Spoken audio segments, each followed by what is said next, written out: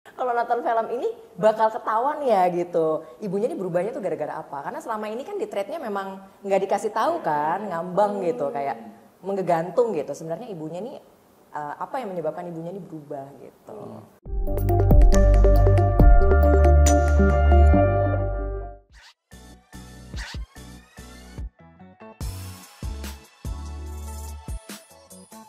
Dari proses syuting sih emang aku yakin kalau hasil akhirnya bakalan sebagus itu dan seserem itu. Sebenarnya bukan serem doang, jadi di sini tuh ada komedi, ada dramanya, ada komedinya, ada drama, ada horor terornya. Sebenarnya ini horornya tuh bukan yang jump scare setan gitu, tapi lebih ke psychological horror. Jadi menurut aku bakalan lebih dapat pengalaman yang seru nontonnya. Jadi kayak lebih bikin nggak nyaman gitu loh. Yes. Kayak nontonnya tuh kayak aduh aku pengen keluar dari sini.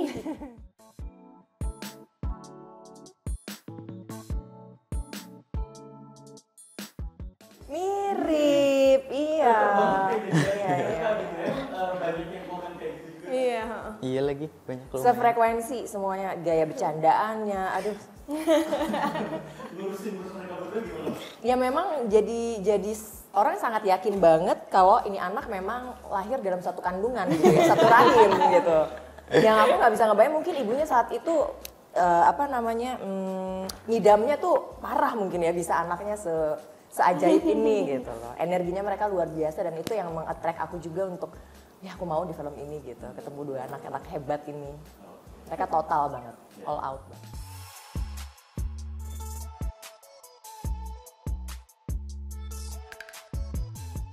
Dia Bukan Ibu tuh sebenarnya cerita tentang Vira, seorang anak perempuan, anak pertama dari sebuah keluarga yang punya seorang adik bernama Ali dan mereka punya kedekatan yang sangat dekat secara emosional gitu. Lalu di keluarga mereka ini ada ayah dan ibunya punya konflik dan akhirnya ibunya memutuskan untuk membesarkan mereka sendiri dan menjadi orang tua tunggal. Nah, jadi kisah yang mau diambil ini point of view anaknya Vira dan Ali melihat betapa ibunya yang sudah dia kenal, mereka sayangi, sedekat itu mereka dengan ibunya dan tiba-tiba ada perubahan yang terjadi pada ibunya gitu. Di satu fase dia menemukan kok ibunya seperti bukan sosok ibu yang mereka kenal selama ini.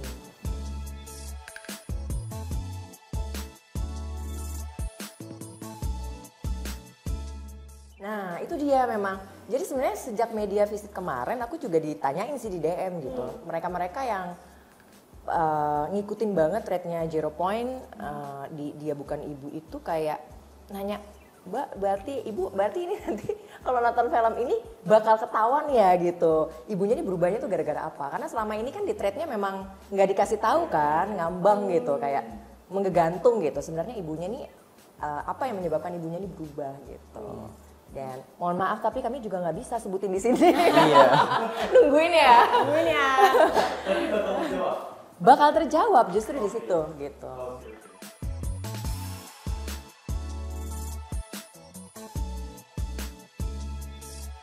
Wah, tertantang banget ya kita dari segala aspek emosional, Mentally ya. physically. Kita juga jadi harus ngegali diri kita lagi untuk cari di mana ya kira-kira dari experience yang selama ini kita laluin di real life kita tuh yang bisa mendekati ke perasaan yang karakter kita rasain gitu. Iya, biar connect dan bisa lebih dalam gitu. Dan mungkin jadinya kita bisa lebih bersimpati sama karakternya. Iya, gitu. iya, itu sih. Itu yang bikin akhirnya dari simpati kita jadi cinta banget nih sama peran yang kita mau mainkan. Iya, Ya, sih? sampai kayak aku ngerasa ada beberapa sisi dari kita yang tiba-tiba keluar. Iya, tanpa kita Sama sadari. kita sadarin itu kayak oh aku ada ya sisi Oh, ini ada di sisi diri ini aku. ya gitu ya. Nggak pernah keluar gitu. Di film Iya. ini keluar. Iya, Aku yakin iya. ibu banyak banget deh yang kayak gitu. Iya. Gila, Jujur. ibu sih pasti. Ya, kalau aku jujur di film ini aku sempet pas baca ngedalemin, discuss, terus ketemu mereka gitu. Campur aduk ya, mixed feeling banget karena ada rasa antusias banget karena ini sesuatu yang menurut aku menarik untuk diperankan di ya dipertontonkan gitu.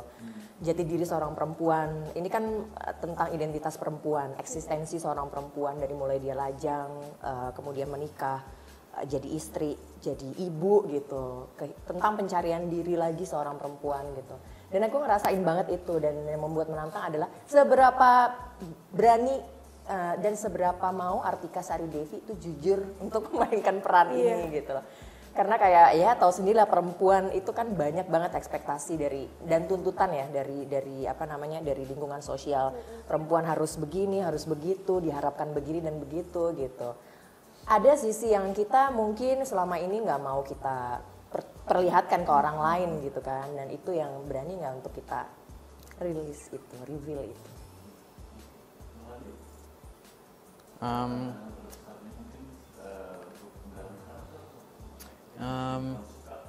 Kalau mendalami karakter tuh di sini sama Randolph tuh ada kayak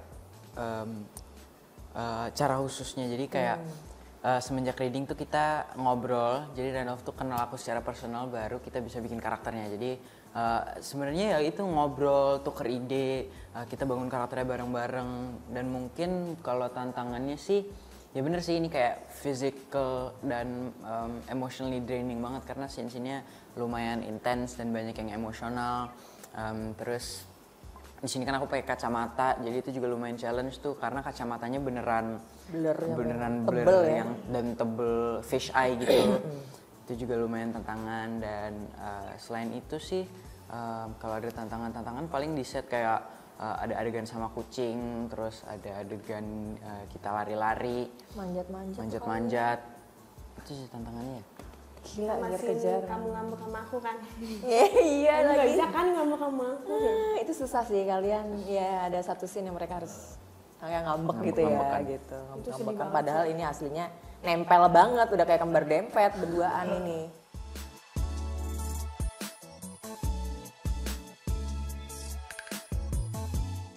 Oh iya, ya ada satu tantangan juga di film ini yang saya tuh baru tahu gitu waktu di lokasi udah jalan syuting, baru diinformasikan kalau saya itu ada satu scene yang di lorong gitu ya.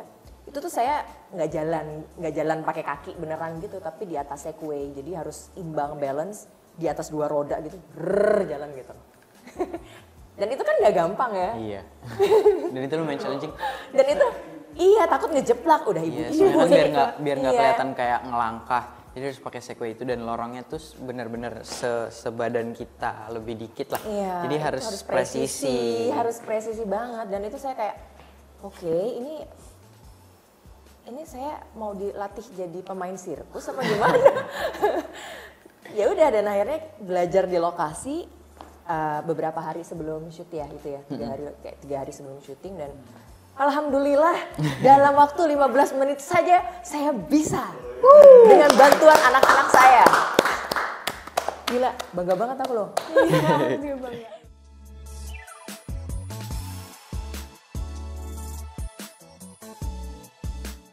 Wah, 1000.